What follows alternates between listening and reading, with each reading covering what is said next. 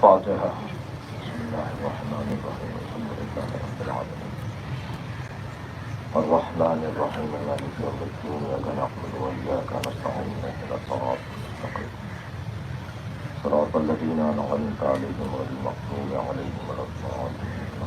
صل على محمد وآل محمد. أعوذ بالله من الشيطان الرجيم. بسم الله الرحمن الرحيم. الحمد لله الذي لا يبلغ مدحته القائلون ولا يحصي نعماءه العادلون ولا يؤدي حقه المجتهدون، الذي ليس لصفته حد محدود ولا نعت موجود ولا وقت معدود ولا أجل ممدود، فترى الخلائق بقدرته ونشر الرياح برحمته. والصلاة والسلام على الرسول المسدد المصطفى الأمجد المحمود الأحمد سيدنا ومولانا ومولى الكونين جد الحسن والحسين عاني بالقاسم محمد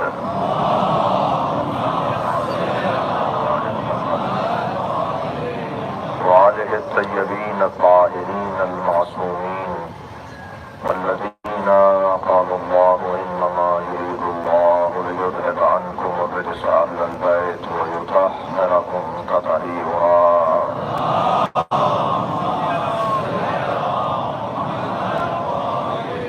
ولعنة الله على أعدائهم أجمعين من يوم عداوتهم إلى قيام يوم الدين. أما بعد، قال الحكيم في القرآن الكريم: بسم الله الرحمن الرحيم. ومن حاجك فيه من بعد ما جاءك من العلم فقل تعالوا ندعو أبناءنا وأبناءكم ونساءنا ونساءكم وأنفسنا وأنفسكم ثم نبتهل ونجعل لعنة الله على الكاذبين. صلوات.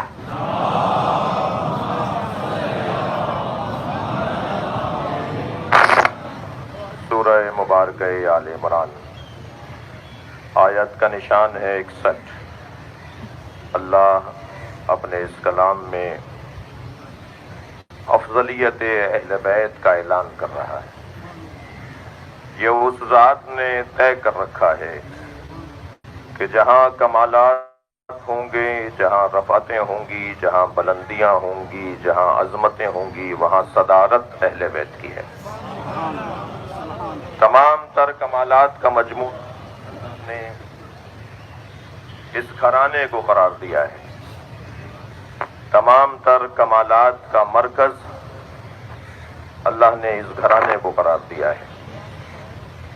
سال گزشتہ جن مفاہیم کو بیان کرنے کی کوشش کی، اس کا اگر چند لمحوں میں خلاصہ کیا جائے تو وہ یہ تھا کہ انسان کی سب سے بڑی فضیلت علم ہے۔ جو جتنا بڑا عالم ہوگا اتنا ہی بڑا بافضیلت ہوگا۔ انسان کی سب سے بڑی فضیلت اس کا ایمان ہے۔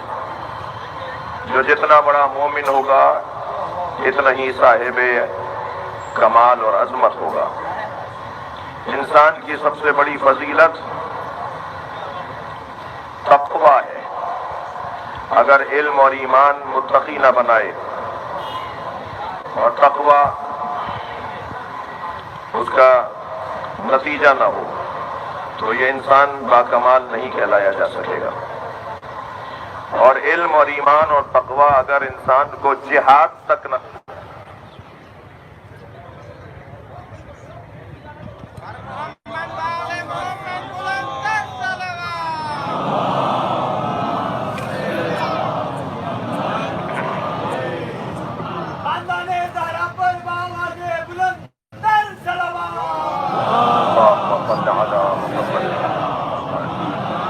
اس سے بلند اور بہتر صلوات نبی کی ذات کا دیا۔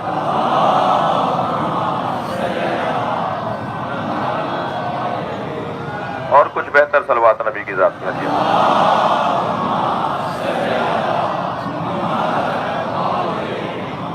احباب تشریف فرما ہو رہے ہیں اور ہمارے اسکاؤٹ کے جوان کوشش کر رہے ہیں کہ فاصلوں کو برقرار رکھوا سکیں. ایک اور صلوات نبی کی ذات پہ دیا.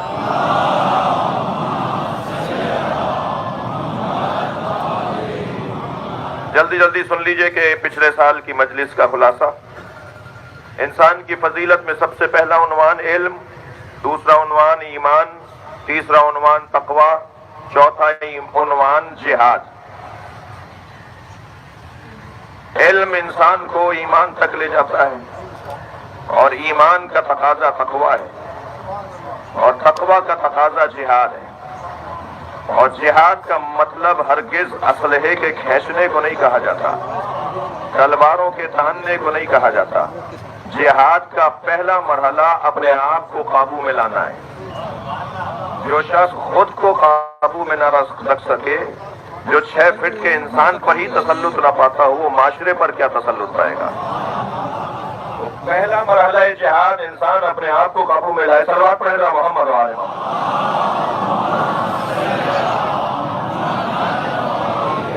سب سے زیادہ مشکل جہاد بھی یہی ہے. لہذا سرکار نے انتہائی مشکل جہاد سے لوٹتے ہوئے اصحاب سے فرمایا کہ جو جہاد تم کر کے آئے ہو وہ جہاد اصغر ہے.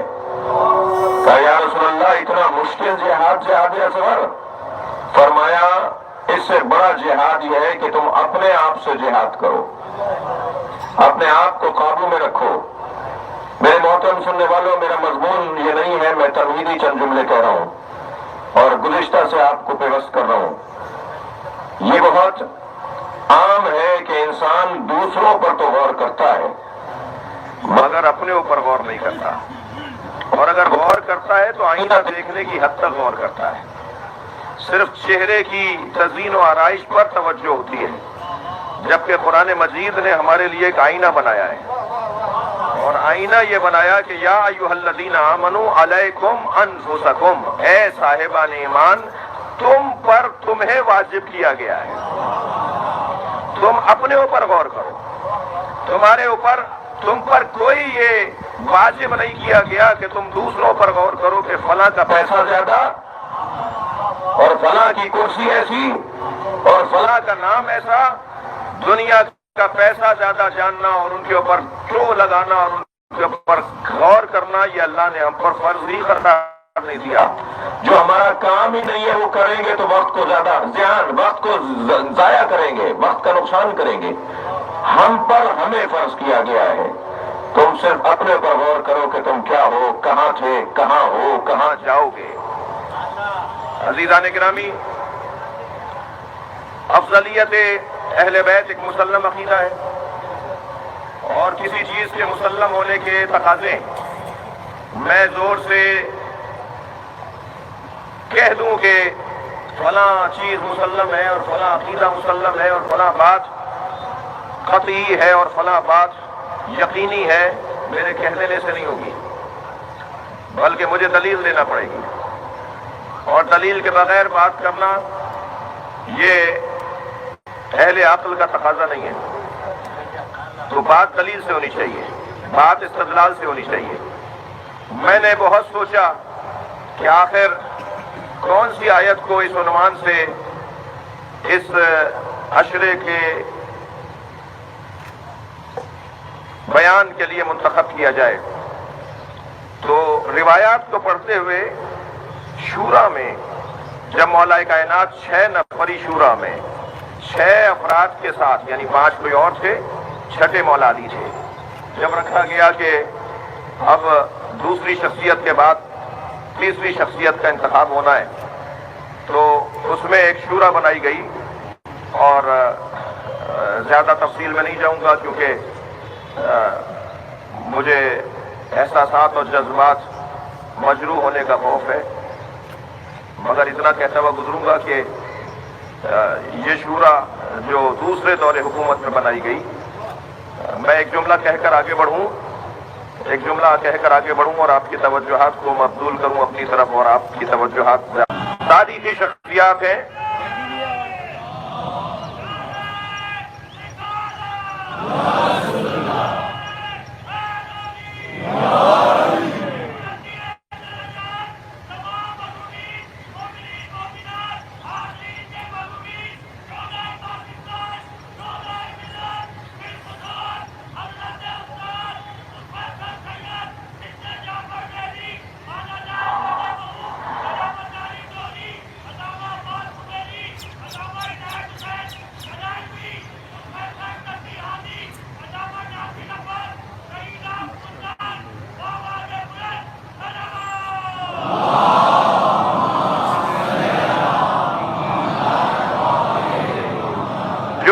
نظریہ میں نے آپ کے سامنے عرض کیا کہ بے حیثیت منصب ہم اس انداز سے سوچتے ہیں، شخصیات ہیں ان کا کسی طور بھی توہین نہیں ہونی چاہیے۔ وہ جو شورا 6 رکنی شورا تھی جس میں مولا کائنات بھی ان 6 میں سے ایک تھے، اس میں مولا نے جب بات آئی کہ کون خلیفہ بنے گا تو مولا نے ایک خطاب اس میں فرمایا۔ وہ خطاب کا یہ چند جملے ذرا سن لیجئے۔ حضرت نے فرمایا فقال اللہ 6 کے 6 5 افراد سے مخاطب ہوئے، 6 مولا تھے، میں تم 5 کے 5 کو اللہ کی قسم دے کر پوچھتا ہوں۔ یہ مولا کائنات کے الفاظ ہیں جو سوائق محرقہ کے اندر ابن حجر نے لکھے ہیں، اور سوائق محرقہ آپ کو معلوم ہے کتاب وہ کتاب ہے کہ جو لکھی گئی ہی تشیع کے خلاف ہے، یعنی شیعت کے خلاف لکھی گئی ایک بہت مضبوط کتاب میں مولا کائنات کا یہ فرمان موجود ہے۔ جلد صفحہ نمبر 75 کے اوپر، اور طب قدیم، اگر طب جدید میں جائیں گے تو یہ دوسری جلد آئے گی۔ پرانی جلد جو ایک جلدی تھی اس کے اندر یہ 75ویں صفحے کے اندر یہ روایت موجود ہے۔ مولا کائنات فرماتے ہیں میں نے یہ آیت کو انتخاب کی، اس کا جواب دینے جا رہا ہوں۔ آیہ مباہرہ افضلیت امیر المومنین کے لیے کیوں انتخاب کی، اس کا جواب دینے جا رہا ہوں، کیونکہ یہ وہ آیت ہے جسے علی نے اپنی فضیلت کا عنوان بنایا ہے۔ خود مولا کائنات نے جو فخر سے کہا ہے کہ اس آیت کا مصداق میں ہوں، اس آیت کا مصداق میرے گھر والے ہیں، میری زوجہ ہے، میرے بچے ہیں۔ جملہ سنیں، صحابہ کرام سے کہہ رہے ہیں، 6 افراد بیٹھے ہیں، مولا خطاب کرتے فرماتے ہیں فقال لهم انشدکم باللہ، میں تمہیں اللہ کی قسم دے کر تم سے پوچھتا ہوں، حل فیکم احد اقرب الی رسول اللہ، تم میں سے کوئی اور ہے میرے علاوہ جو رسول اللہ سے قریب ہو؟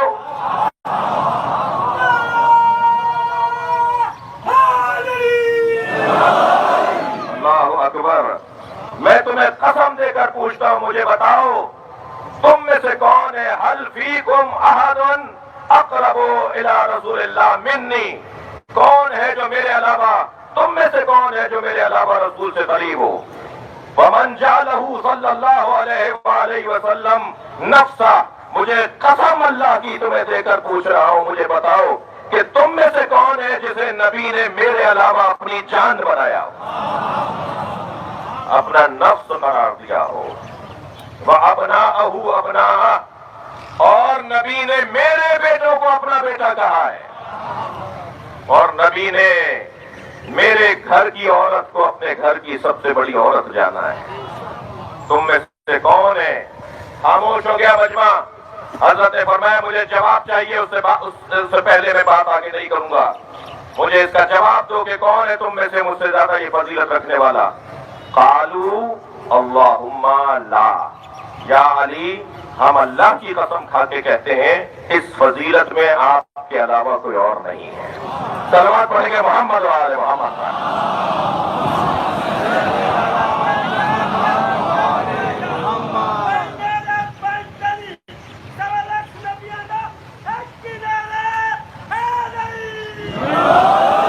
یہ طے ہوا کہ آئے مباہلہ مولا کائنات جس پر فخر کرتے ہیں، آگے کی مجلس میں عرض کروں گا کہ کہاں کہاں علی نے کن کن آیات سے اپنی فضائل کے باب میں خود فرمایا ہے کہ یہ میری فضیلت ہے۔ ان میں ایک روشن آیت آیہ مباہلہ ہے۔ اب ذرا ترجمہ سنیے اور آج کی تفسیر کے کچھ پیغامات۔ وَمَنْ حَاجَّكَ فِيهِ مِنْ بَعْدِ مَا جَاءَكَ مِنَ الْعِلْمِ، اے میرے حبیب، حجت اور دلیل آ جانے کے بعد، برہان اور استدلال قائم ہو جانے کے بعد، اگر کوئی کٹ حجتی کرے، بحث اور مباحثہ کرے، تسلیم نہ کرے، بات کو نہ مانے، تو پھر میرے حبیب ان سے کہہ دو، فقل، کہہ دو، تعالوا ندعو ابناءنا وابناءکم، ہم اور تم لے آتے ہیں، ہم اپنے بیٹوں کو، تم اپنے بیٹوں کو، وَنِسَاءَنَا وَنِسَاءَكُمْ، ہم اپنی بیٹیوں کو اور تم اپنی بیٹیوں کو، وَأَنفُسَنَا وَأَنفُسَكُمْ، میں قصداً ترجمہ نہیں کروں گا، وَأَنفُسَنَا، اور ہم اپنے نفسوں کو اور تم اپنے نفسوں کو، مجھے تھوڑی دیر بعد کام ہے اس کے ترجمے سے، اور ہم اپنے نفسوں کو اور تم اپنے نفسوں کو، ثُمَّ نَبْتَهِلْ، اور اس کے بعد اللہ سے کہتے ہیں کہ اللہ لعنت کرے اللہ عذاب نازل کرے اور اللہ سے کہتے ہیں کہ اس کی بارگاہ میں رکھ دیتے ہیں، اس سے کہتے ہیں کہ تو ہی فیصلہ کر۔ یہ میدان معمولی میدان نہیں ہے، تلوار کے میدان میں تو جیتنا ہارنا محسوس کیا جا سکتا ہے، لیکن جب معاملہ اللہ کے حوالے ہو جائے، انسان کی توجہ چاہوں گا عزیزان گرامی، جو لوگ نبی کی نبوت پر شک کرتے ہیں، کوئی ایک آدھ مقالہ پڑھ کر پروفیسر حضرات، لیکچرار حضرات، اساتذہ کالج یونیورسٹیز کے اندر یہ بیماری بڑھتی جا رہی ہے، توجہ چاہوں گا، میں سب سے معذرت کے ساتھ، یقیناً سب ایسے نہیں ہیں، لیکن ایک تعداد اساتذہ میں اس وائرس کی مبتلا ہے، اس جراثیم کا مبتلا ہو چکی ہے، اور وہ یہ کہ کہیں سے بھی کوئی ایک مقالہ پڑھ لیتے ہیں اور پھر کلاس میں جا کر طالب علموں کا دماغ خراب کرتے ہیں۔ اگر کسی مضمون پر کوئی نظریہ بنانا ہے تو سارے نظریات کو پڑھو، اس بات میں اور نفی میں اقوال اور مقالات کو پڑھو، اس کے بعد نظریہ بنا کے طالب علموں کو جا کے بتاؤ۔ ہمارے یہاں مشکل یہ ہو رہی ہے آج تعلیمی اداروں میں کہ اساتذہ جب کسی اپنے سلیبس کی کتاب کی تشریح کر رہے ہوتے ہیں تو درمیان میں ایسی باتیں، ایسے سرے چھوڑ دیتے ہیں، ایسی باتیں چھوڑ دیتے ہیں کہ جو نہ ان سے سنبھلتی ہیں، اور پھر طالب علموں کے ذہنوں کو انتشار کا سامنا کرنا پڑتا ہے۔ کچھ ہمارے درمیان اسی پاکستان کے اندر کچھ ہمارے درمیان ایسے افراد ہیں جو نبی کی نبوت پر مستشرقین کے نظریات کو پڑھ کر بچوں کے ذہن کے اندر ایک شک کی کیفیت ڈال دیتے ہیں۔ مثال کے طور پر یہ ایک شخص نے کہا ہے کہ فرشتہ آیا ہے، ایک شخصیت ہے جس نے کہا ہے کہ وہی آئی ہے، اور وہی کیا معلوم کہ معاذ اللہ یہ ان کا اپنا خیال ہو اور یہ نظریہ ان کا اپنا ہو، اور رسالت اور نبوت پر وہ شک کی ایک کیفیت ڈال دیتے ہیں۔ میں ان لوگوں کو دلیل دینے جا رہا ہوں، وہ بچے جو ایسے اساتذہ سے متاثر ہیں انہیں ایک دلیل دینے جا رہا ہوں۔ عزیزان گرامی، انسان کے سچے ہونے کی سب سے بڑی دلیل یہ ہے کہ وہ اپنے نظریے پر خود بھی مرنے کو تیار ہو جائے، اپنے بچوں کو مارنے کو بھی تیار ہو جائے۔ یہ کسی انسان کے نظریے پہ سچے ہونے کی دلیل ہے۔ صلوات پڑھیں محمد و آل محمد۔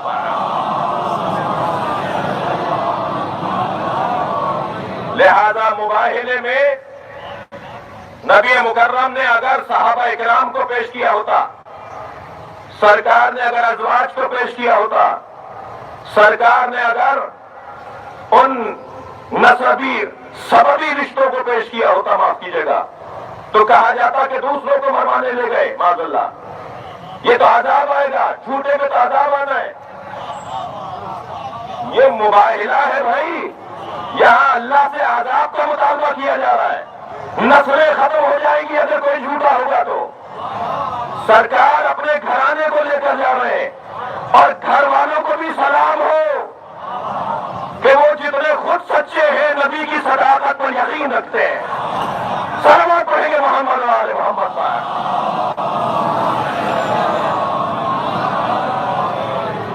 لہذا لے کر کس کو گئے ہیں؟ گنجائش بہت تھی، جہاں وہ پیغامات ہیں کہ افضلیت ثابت ہو رہی ہے، وہاں یہ بھی تو پیغام ہے کہ سرکار اپنے گھر والوں کو پیش کر رہے ہیں مرنے کے لیے۔ جو مباہلہ ہے عذاب آئے گا، جو بھی جھوٹ بول رہا ہے اس پہ عذاب آئے گا، جو جھوٹا ہے اس پہ اللہ کا عذاب نازل ہوگا، پیش کر رہے ہیں اپنے آپ کو۔ لہذا نصارائے نجران کے اس خوف نے کہا کہ اگر نبی اپنی امت کے کچھ لوگوں کو لے کر آئے تو مباہلہ کر لینا، اور اگر گھر والوں کو لے کر آئے تو مباہلہ نہ کرنا۔ ان کا گھر والوں کو لانا ان کے سچے ہونے کی دلیل ہے۔ صلوات پڑھیں عظمت مصطفیٰ پر۔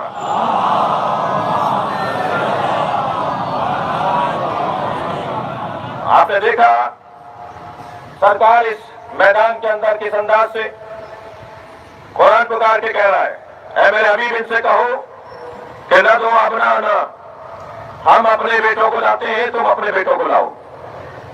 اہل دقت سے توجہ چاہوں گا، آیت کی ترتیب پر غور کریں۔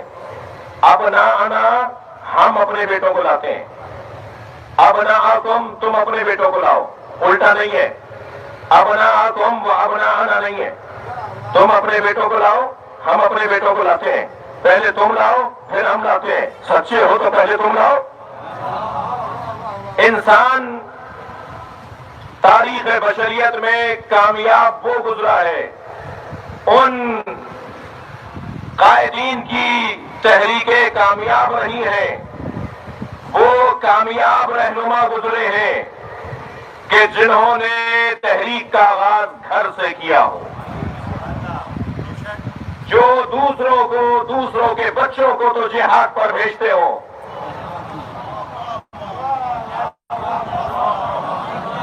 مگر خود کبھی جہاد پر گئے ہو اور نہ ہی اپنے بچوں کو جہاد پر بھیجا ہو، تو نہ ایسے جہاد میں برکت ہوتی ہے نہ ایسے ملک میں برکت ہوتی ہے۔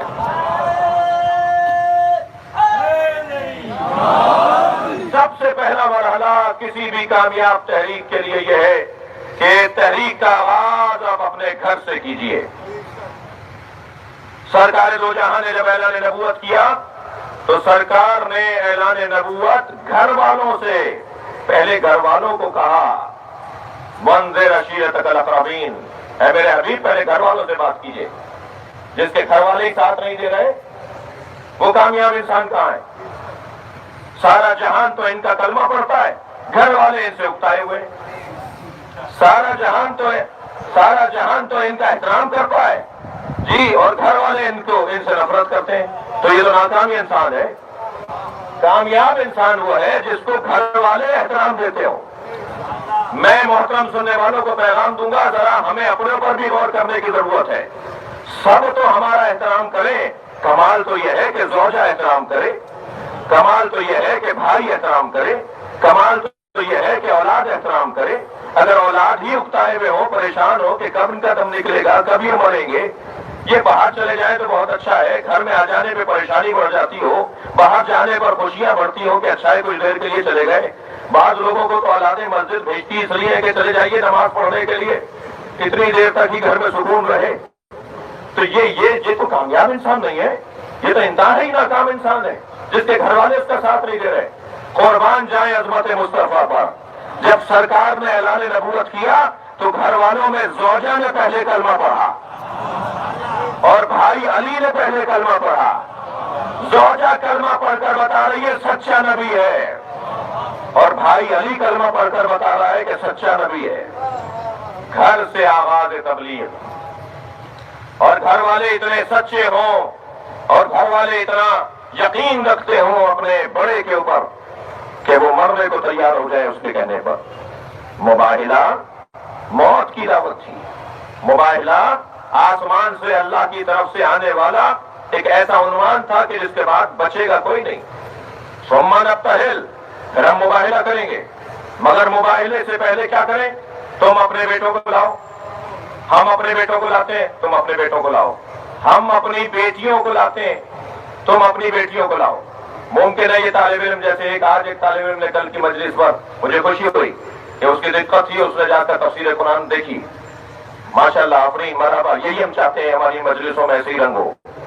ممکن ہے مجلس کے بعد یہ طالب علم یا اس جیسا کوئی اور طالب علم کہے کہ مولانا ترجمہ آپ نے کیا کر دیا؟ آیت تو کہہ رہی ہے نساء کا لفظ ہے اور نساء تو عورت کو کہتے ہیں، ترجمے میں آپ نے کیوں بیٹی کہہ دیا؟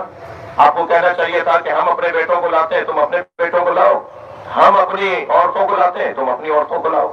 یہ آپ نے ترجمہ کیسے کر دیا کہ ہم اپنی بیٹیوں کو لاتے ہیں، تم اپنی بیٹیوں کو لاؤ؟ یہ ترجمہ کہاں سے ہوا؟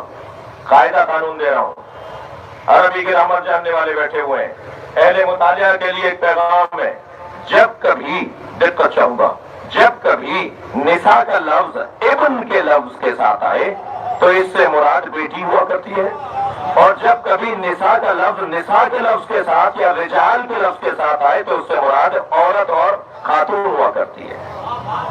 یہاں مباہلے میں ابن کے لفظ کے ساتھ نساء کا لفظ آیا ہے۔ پھر کوئی کہے گا مولانا یہ تو آپ نے قاعدہ خود ہی بنا لیا ہوگا، صلوات پڑھے ذرا محمد والے۔ تو قاعدہ اگر ہے تو کوئی دلیل دیجئے، تو میں قرآن مجید کی آیت پڑھ دیتا ہوں۔ عزیزان گرامی، قرآن پکار کر کہتا ہے وَيَسْتَحْيُونَ نِسَاءَكُمْ وَيُذَبِّحُونَ أَبْنَاءَكُمْ۔ وہ لوگ قبطی بیٹوں کو ذبح کرتے تھے اور بیٹیوں کو چھوڑ دیتے تھے۔ سب نے یہی ترجمہ کیا ہے، یہی مراد ہے۔ کسی کے یہاں بیٹی ہوتی تھی تو اسے زندہ رہنے دیتے تھے، اور بیٹا ہو جاتا تھا تو اسے ذبح کر دیتے تھے۔ یذبحون ابناءہم ویستحیون نساءہم۔ وہاں ابن کے ساتھ نساء کا لفظ آیا ہے، سب نے یہی قاعدہ مانا ہے کہ جب ابن کے ساتھ نساء کا لفظ آئے تو کیونکہ ابن بیٹے کو کہتے ہیں تو یہاں نساء سے مراد بیٹی ہے۔ صلوات پڑھیں گے محمد و آل محمد۔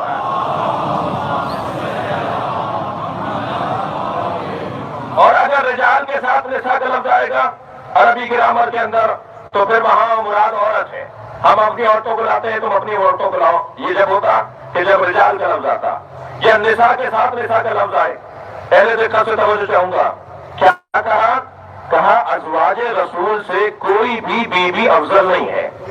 بہت عمدہ بات ہے، اس لیے کہ قرآن کی آیت ہے النبی اولی بالمؤمنین من انفسہم وازواجہ امہاتہم، میرا نبی تمام مومنین پر مولا ہے اور نبی کی زوجائیں امت کی مائیں ہیں۔ یہ طے شدہ یہ آیہ قرآنیہ ہے، سورہ احزاب کی آیت ہے۔ مگر اس عظمت کے باب میں نبی کی ازواج کے بارے میں ایک لفظ آیا ہے اور وہ یہ یا نساء النبی، توجہ ہے، یا نساء النبی لستن کاحد من النساء، اے نبی کی زوجاؤ، یا نساء النبی، اے نبی کی بیویو، لستن کاحد من النساء، تم اور عورتوں کی طرح نہیں ہو۔ اس آیہ کریمہ کو دلیل بنا کر ایک بہت بڑے اہل قلم نے لکھ دیا، نام لینے سے گریز کر رہا ہوں، اور وہ یہ لکھ دیا کہ یہی آیت دلیل ہے کہ جناب فاطمہ زہرا ان سے افضل نہیں تھی، بلکہ یہ ساری بیویاں جناب زہرا سے افضل تھیں۔ میں اس کا جواب دینے جا رہا ہوں۔ پہلی بات تو یہ کہ قرآن مجید کی بہت روشن آیت موجود ہے، قل لا اسألکم علیہ اجرا الا المودۃ فی القربى، اے میرے حبیب ان سے کہہ دو مجھے رسالت کی اجرت کچھ نہیں چاہیے سوائے یہ کہ میرے قربا سے مودت کریں۔ تو تمام ازواج رسول کا کہنا یہ ہے کہ فاطمہ سے زیادہ نبی کے کوئی قریب تھا ہی نہیں۔ تو ہم آپ کے اس نظریے کو کیسے مان لیں جبکہ جن کے بارے میں آپ کہہ رہے ہیں کہ وہ یہ نہیں کہتے۔ اگر خفا نہ ہو تو ایک جملہ کہہ دوں، بہت سے پیروں کو مریدوں نے مروایا ہے۔ جی، پیر صاحب تو بولتے ہی نہیں ہے کہ میرے اندر یہ کمال ہے، مرید کہتا ہے میرا پیر ایسا، میرا پیر ویسا، اور پھر جب پیر صاحب کو پتا چلتا ہے تو وہ کہتے ہیں کہ جی یہ بول رہے ہیں، مجھے تو نہیں پتا کہ میں ایسا بھی ہوں۔ جی، صحابیات تشریف فرمائیں، تھک کر نہیں سنیں گے، صحابیات تشریف فرمائیں۔ ایک صحابیہ نے کہا یا عائشہ آپ جنت میں نبی کی زوجہ ہوں گی، جناب زہرا کو دیکھ کر کہا یا زہرا آپ جنت میں علی کی زوجہ ہوں گی، جوڑا کون سا بڑا ہوگا؟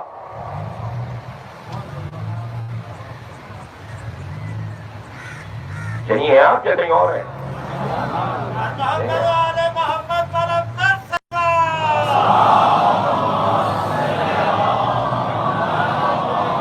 اچھا، سوال تو اچھا ہے، سوال اچھا ہے۔ اے عائشہ آپ جنت میں نبی کی زوجہ ہوں گی اور یا زہرا آپ جنت میں علی کی زوجہ ہوں گی، جوڑا کون سا بڑا ہوگا؟ تو جناب عائشہ سے سوال کیا گیا تھا نا، تو بی بی کو ہی جواب دینا تھا۔ تو بی بی ام المؤمنین نے جواب دیا کہ یا فاطمہ لیتنی کنت شعرۃ راسک، اے فاطمہ کاش میں تمہارے سر کا ایک بال ہوتی۔ یہ تو بھائی میرے برابر کہہ رہی ہے، صلوات علی محمد و آل محمد۔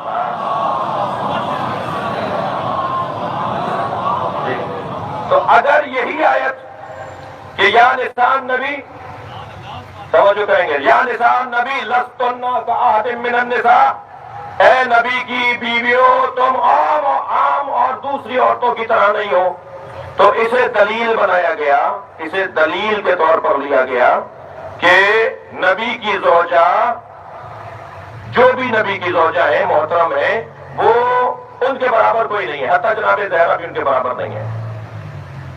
تو ایک سنی ہی عالم دین جناب ظہور احمد فیضی صاحب سے استفادہ کر رہا ہوں، انہوں نے فضائل جناب زہرا کی احادیث کو جمع کر کے اس کی شرح کی ہے۔ تو بہتر تو یہی ہے نا کہ وہاں کا جواب وہیں سے دے دیا جائے۔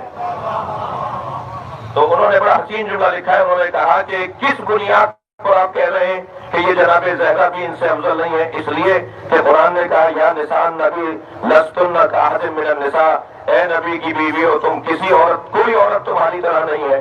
تو اگر 11 بیویوں کے لیے لفظ نساء آئے تو وہ ساری نساؤں سے افضل ہو جائے، اور مباہلے میں ایک بیوی کے لیے لفظ نساء آئے. صلوات پڑھے محمد و آل محمد پر.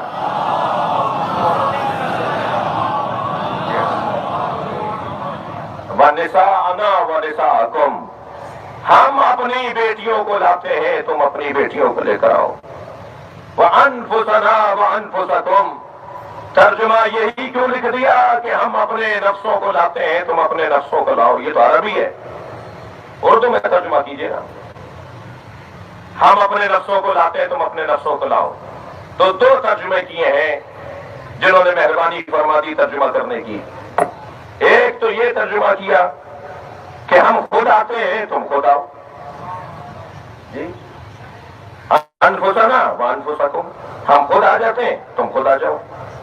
اگر یہ ترجمہ بھی مان لیا جائے، علمی بحث ہو رہی ہے بھائی، اور اس کے علاوہ کچھ اور مطلب نہیں ہے. اگر یہ ترجمہ بھی مان لیا جائے کہ ہم خود آتے ہیں، تم خود آ جاؤ، تو سرکار خود تو آئے، پھر علی کی سنوان سے آئے. تو ماننا پڑے گا جو خود کو علی کہے اور علی کو خود کہے. یہ کتنا بڑا عنوان فضیلت ہو جائے گا. اور بعض لوگوں نے ترجمہ کیا کہ یہاں ہم اپنے جیسوں کو لاتے ہیں، تم اپنے جیسوں کو لاؤ. تو یہ اس سے زیادہ فضیلت بن جائے گی. بھائی امت کا ایک بہت بڑا طبقہ ہے جو نبی کو اپنے جیسا بولتا ہے. نبی نے بھی کسی کو کہا اپنے جیسا؟ سب کہتے رہو کہ تم نبی جیسے ہو، نبی نے صرف علی کو کہا یہ مجھ جیسا ہے.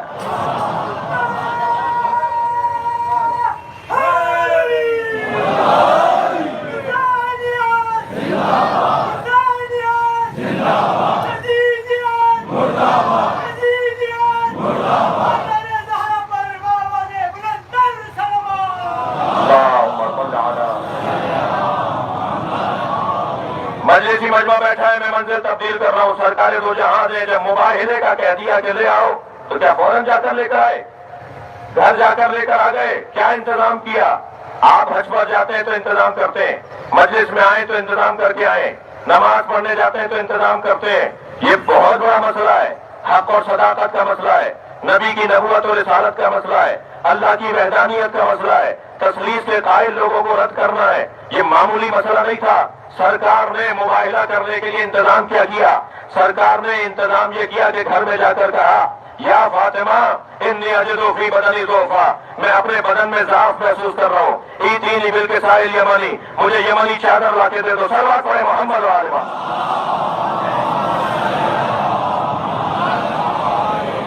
یہ مباہلے کے ساتھ حدیث کے ساتھ تعلق، شان نزول حدیث کے ساتھ اور آئے مباہلہ کی تفسیر حدیث قصہ کے ساتھ جڑی ہوئی ہے. مجھے وہ چادر لا کے دے دو جو یمنی چادر ہے، میں اپنے بدن میں ضعف محسوس کر رہا ہوں. بی بی نے وہ چادر لا کے دے دی. سیدہ فرماتی ہیں ابھی میرے نانا نے چادر لی تھی کہ کچھ ہی دیر میں حسن مشتبہ آئے. کہا اماں مجھے نانا کی خوشبو آ رہی ہے. اب یہ رسالت کی خوشبو سونگنے کے لیے امامت کا شامہ چاہیے. ہر ایک کے بس کی بات نہیں ہے کہ یہ خوشبو سونگ سکے. اے اماں مجھے نانا کی خوشبو آ رہی ہے. فرمایا تمہارے نانا چادر کے نیچے ہیں، آرام کر رہے ہیں. فرض محال نہیں ہوتا. مولا حسن کو نہیں پتا تھا آرام کر رہے ہیں، بیوی کو تو پتا تھا نا آرام کر رہے ہیں. روک دیتی نا جناب امام حسن کو، بھائی بولیے تھوڑی سی بات کیجیے، بیٹا آرام کرنے دو نانا کو. لیکن امام حسن سے فرمایا چادر میں آرام کر رہے ہیں. اور امام حسن قریب جا کے کہتے ہیں نانا آپ پر میرا سلام. نانا نے جواب دیا نانا میں آپ کے ساتھ چادر میں آ جاؤں؟ نبی نے بھی نہیں فرمایا کہ میں آرام کر رہا ہوں. امام حسن چادر کے اندر آ گئے. کچھ دیر کے بعد امام حسین آئے. یہی سوال کیا جو امام حسن نے کیا تھا. بی بی بتا دیتی کہ نانا آرام کر رہے ہیں. جا کے سلام کیا، جواب سلام لیا، نانا چادر میں آ جاؤں؟ کیا چادر میں آ جاؤ. دونوں بھائی چادر میں آ گئے. یہ تو فرض محال فرض کیجئے بچے تھے. بہت سے لوگوں کی آرزو ہے بچہ بولنا، لیکن میں تو بڑا عجیب خیال کا آدمی ہوں. نبی نے ان دونوں کو جنت کے جوانوں کا سردار کہا ہے، اور جب بول رہے تھے یہ دونوں بچے تھے. صلوات پڑھے محمد و آل محمد پر.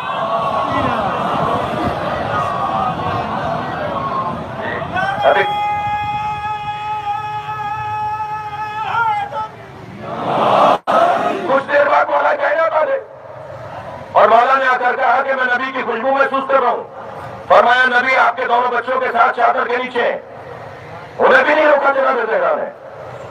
مولا کائنات بھی چادر میں آ گئے. پھر خود کو تو پتا تھا جی، خود بھی چادر کے نیچے آ گئی میری بیوی. اجازت مانگی بابا آ جاؤں. نبی نے چادر میں لے لیا. مباہلے کی تیاری کو پنجتن کا جمع ہونا کہتے ہیں. اور جب مباہلے کی تیاری کے لیے میرے نبی نے سب کو اپنے ساتھ لے لیا تو فرمایا ہؤلاء اہل بیتی، یہ میرے اہل بیت ہیں. مجھے جملہ ہدیہ کرنے دیجئے انتہائی مبارک مجمع کو. عزیزان گرامی، جو نبی نے کہا تھا نا کہ میں بدن میں ضعف محسوس کر رہا ہوں، یہ بدن نبی کا ضعف نہیں تھا، یہ بدن نبوت کا ضعف تھا. اور بدن نبوت کا ضعف، مباہلے کو ذہن میں رکھے، لے کر جانا انہیں، یہ بدن نبوت کا ضعف تھا. اور بدن نبوت کا ضعف اجزائے نبوت کے مل جانے پر دور ہوگا. صلوات پڑھے محمد و آل محمد.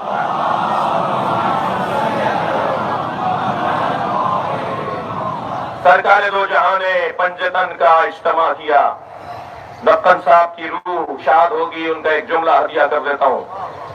گھر میں تو بہت تھے، سرکار کے گھر میں شخصیات موجود تھیں، مگر بڑے بڑے مفسروں نے لکھا ہے کہ فضائل اہل بیت کے باب میں اس آیت سے بڑی آیت نہیں ہے. عظمت اہل بیت کے باب میں اس آیت سے بڑی آیت نہیں ہے. مسلم جس آیت کی بنیاد پر نبی نے اپنے اہل بیت کا تعارف کروایا. بہت لوگ تھے گھر میں، سب کو پتا ہے کتنے لوگ تھے، مگر انہیں چادر میں نہیں بلایا. اور اگر جناب ام سلمہ نے آنے کے لیے اظہار کیا، خواہش کی کہ میں بھی چادر میں آ جاؤں، تو کونا کھینچ کے فرمایا نبی نے. وہ کونا ہٹا رہی تھی اندر آنے کے لیے، سرکار نے چادر کا کونا کھینچ کے فرمایا انت علی الخیر، تم خیر پر ہو مگر اہل بیت میں نہیں ہو. تو نقن صاحب کا بڑا حسین جملہ ہے، وہ فرماتے ہیں کہ نبی مکرم نے اینٹوں کے گھر میں جب چادر کا گھر بنایا تو یہ گھر اتنا مضبوط ہوا کہ قیامت تک زندہ رہے گا. اور پھر انہیں مباہلے میں لے کر گئے، اور مباہلے میں جانے کی ترتیب بھی یہی ہے. یہ صداقت رسالت مصطفیٰ کا منظر ہے جسے میدان مباہلہ کہا جاتا ہے. سرکار پہنچے ہیں مباہلے میں، انداز دیکھیے کیا ہے.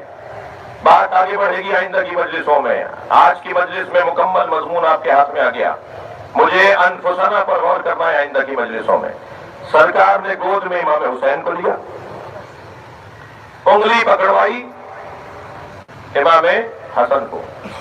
جی انگلی پکڑی نہیں ہے، بچے کی انگلی پکڑ کے نہیں چلتے. آپ لوگوں کے گھر میں بچے ہیں، بچے کو انگلی پکڑوائی جاتی ہے، بیٹا انگلی پکڑ لو. جو منظر تاریخ نے لکھا ہے وہ بیان کر رہا ہوں میں، یہ کوئی خطابت نہیں ہے. سرکار دو جہاں نے اپنی انگلی پکڑا دی امام حسن کو. کیا خوب جملہ کہا ہے میرے ایک بزرگ نے کہ انگلی اس لیے پکڑوائی ہے، انگلی اس لیے نہیں پکڑی ہے کہ جس کے جانے کا خوف ہی نہ ہو. انگلی پکڑوائی امام حسن کو، گود میں لیا امام حسین کو. عقب میں ہے جناب زہرا، ان کے عقب میں ہے مولا کائنات. یہ قافلہ چلا ہے، میدان مباہلہ میں داخل ہو رہا ہے. ادھر وہ کھڑے ہوئے دیکھ رہے ہیں کہ آ کون رہے ہیں. طے کر دیا تھا کہ اگر امت کو لے کر آئیں گے تو مباہلہ کریں گے، لیکن جب انہیں آتے ہوئے دیکھا تو ان کا جو بڑا بیٹھا ہوا تھا اس نے کہا خبردار مباہلہ نہ کرنا، میں ایسے چہرے دیکھ رہا ہوں. یہ جملے میرے نہیں ہیں، ہر تاریخ لکھنے والے نے لکھا ہے. کوئی ایسی سنی بھائی کی کتاب نہیں ہوگی جس میں یہ جملے نہ ہو. اس نے کہا میں ایسے چہرے دیکھ رہا ہوں، اگر یہ پہاڑ کو حکم کرے نا تو پہاڑ اپنی جگہ سے ہٹ جائے. کم سے کم عیسائیوں نے ولایت تکوینی اہل بیت کو مان لیا تھا، یہ مسلمان اگر شک کر رہا ہے. اگر اس پر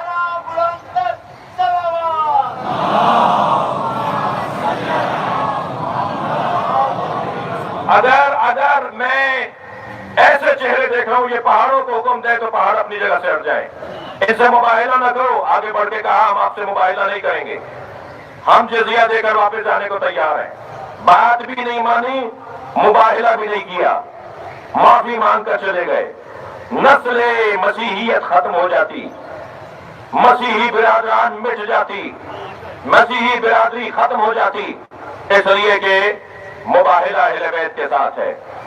بات بہت ہے یہاں کرنے کو، مگر مجھے ایک گلہ اور شکوہ بھی مجلس کے اختتام پہ کرنا ہے. اور مجھے مصائب بھی پڑھنے ہیں. عزیزان گرامی، مسیحی برادری ختم ہو جاتی اگر مباہلہ کر لیتی. کم سے کم اتنا مسیحی سمجھدار تو تھے. تبھی فائدہ بھی اٹھا لیا انہوں نے کہ آج تک زندہ ہے. لیکن وہ لوگ کیسے تھے کہ جو مختلف میدانوں میں علی کے مقابل آتے رہے. میرے معصوم امام سے پوچھا گیا کہ یہ لعنت کہاں گئی؟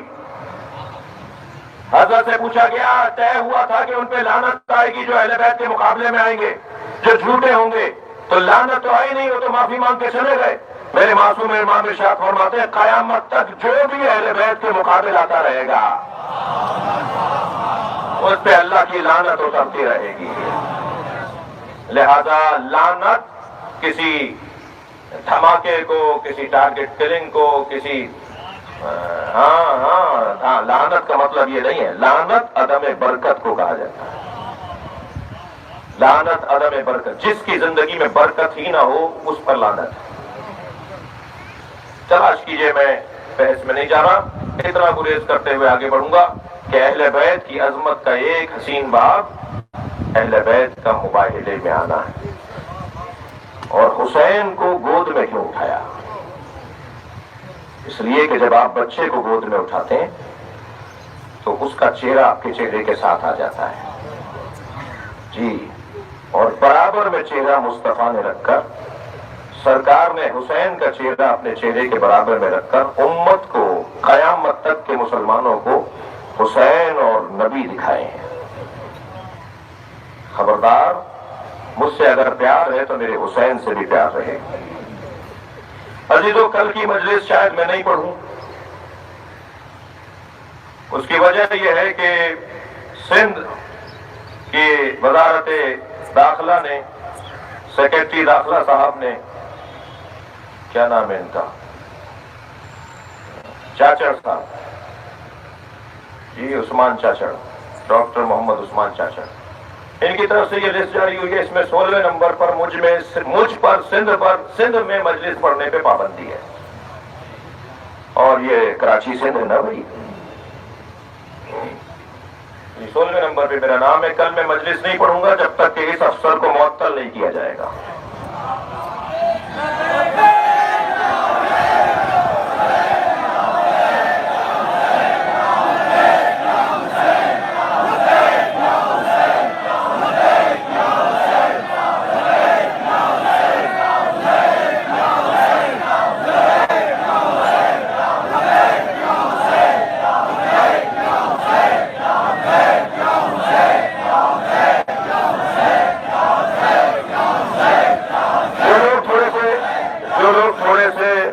شاید مجھ سے راضی نہیں ہے، وہ یہی چاہتے ہیں میں نہیں پڑھوں.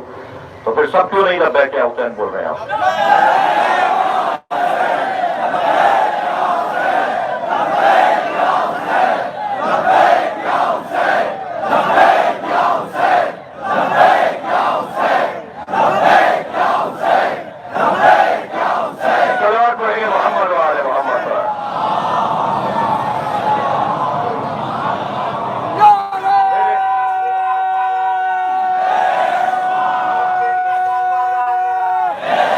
پاکستان کے ریاستی اداروں سے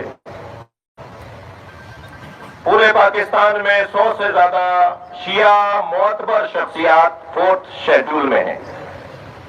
سندھ میں کوئی 18 کی تعداد میں پڑھے لکھے معتبر مختلف اضلاع میں شخصیات 4تھ شیڈول میں ہیں.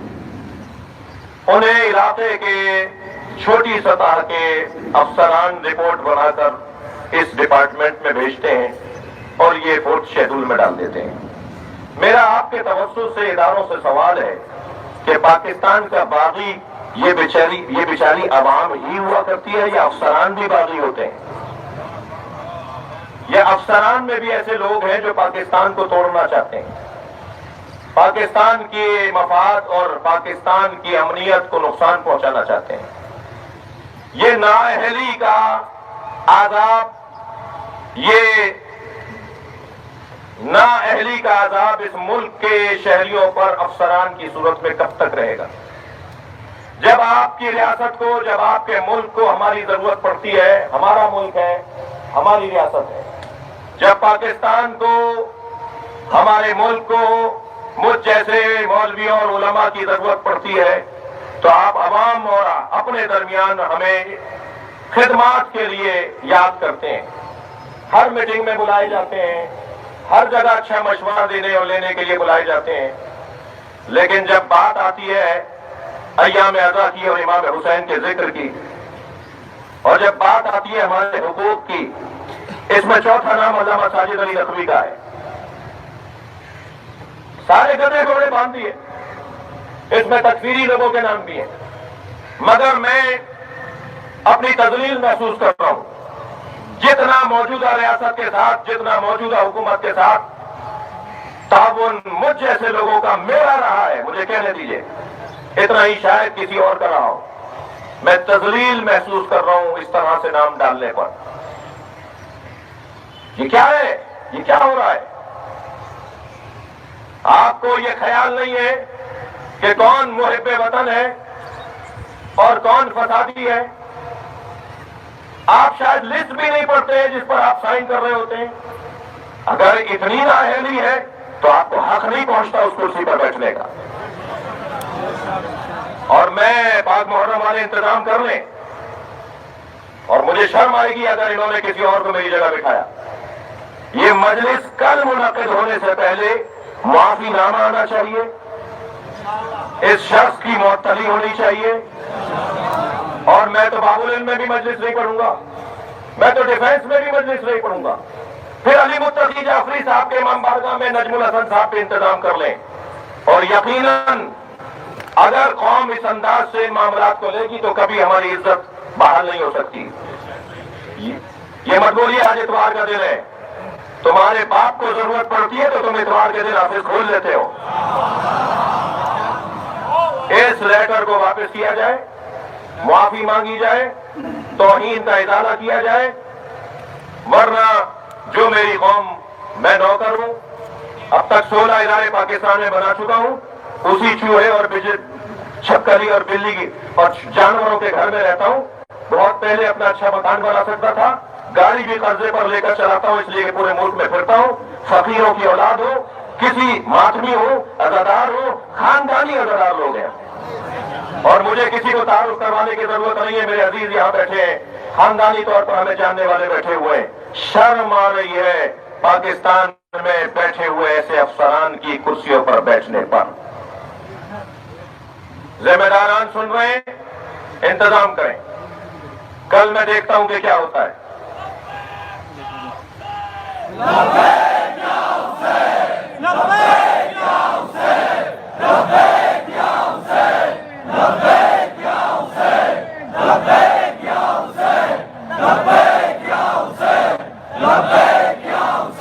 میں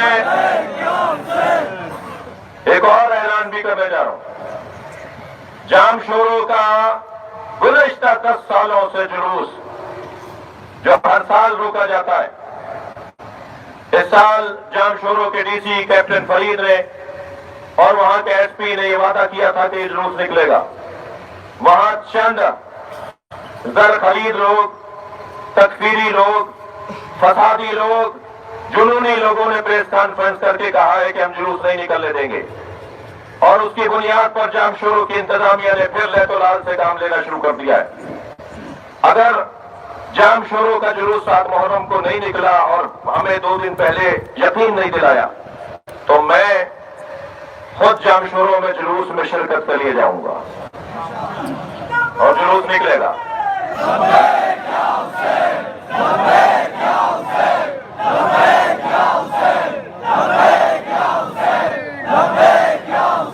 آپ کے درمیان میرے کچھ ایسے عزیز بھی تشریف فرما ہوں گے جو میرے اس بیان کو جذباتیت سے تعبیر کر رہے ہوں گے۔ آپ پر گزری نہیں ہے، لہذا آپ کو پتہ نہیں ہے۔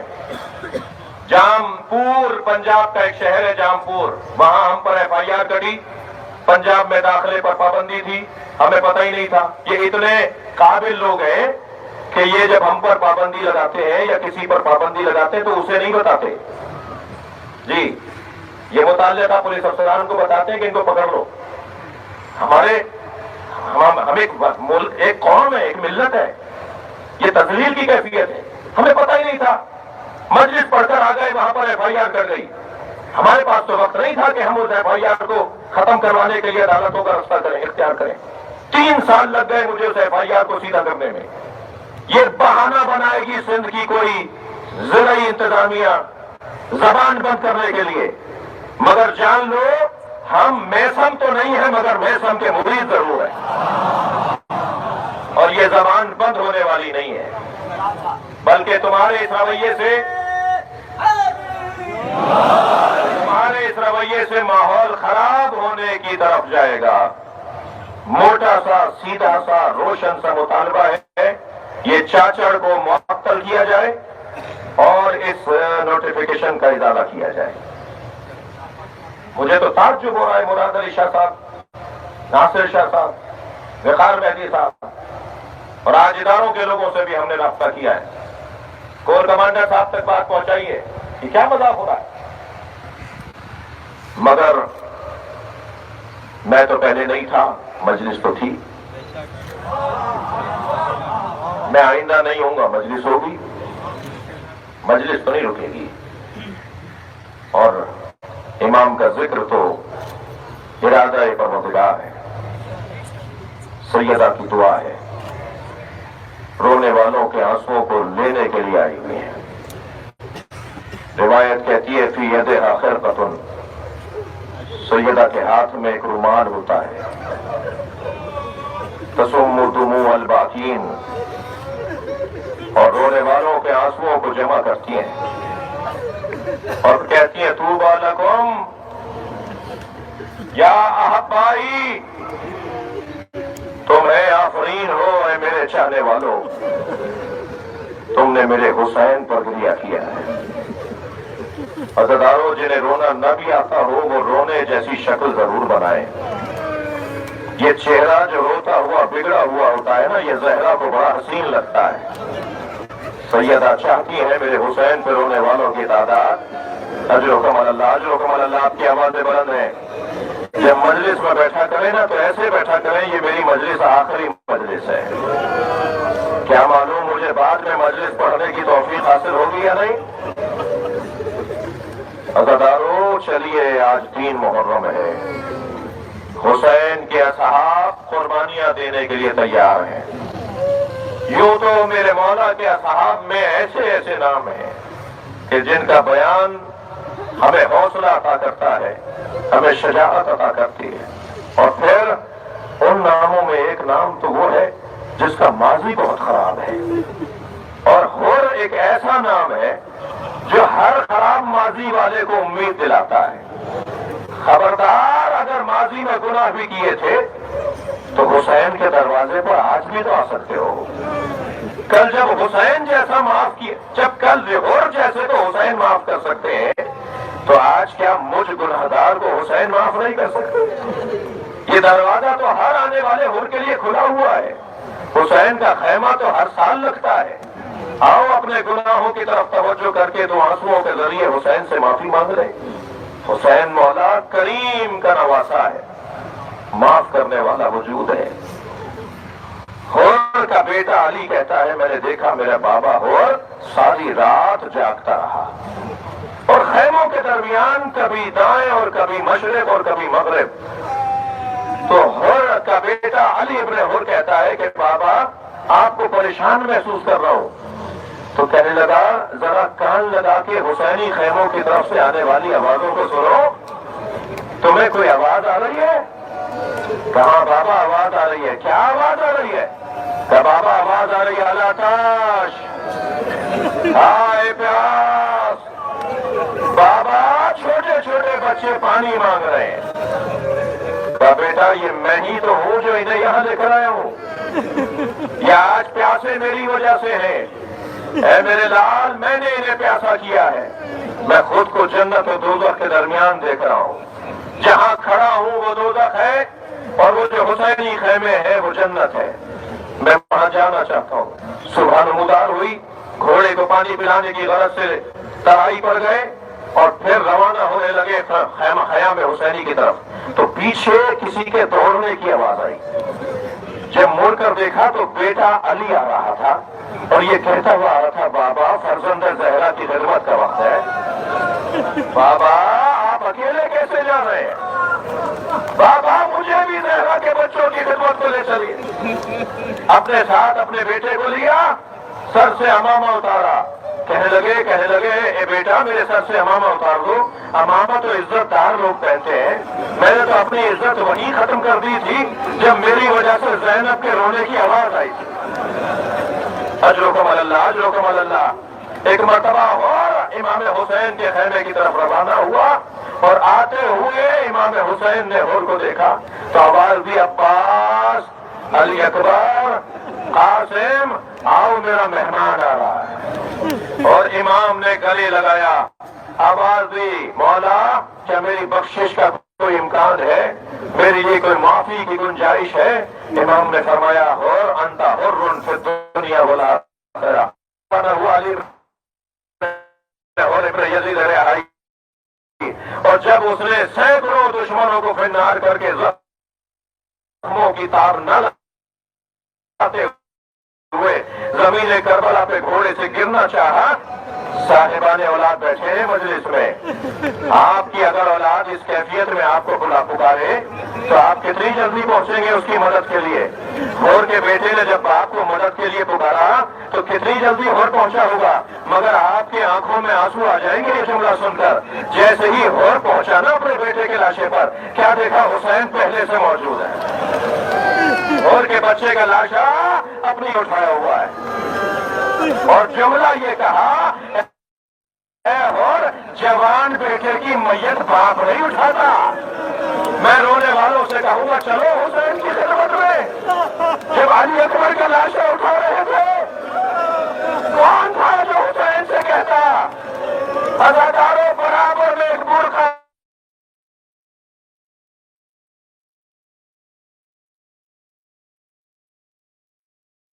کو میں نے پالا تھا. الا لعنت اللہ علی قوم الظالمین فسيعلم الذین ظلموا ای منقلب ینقلبون.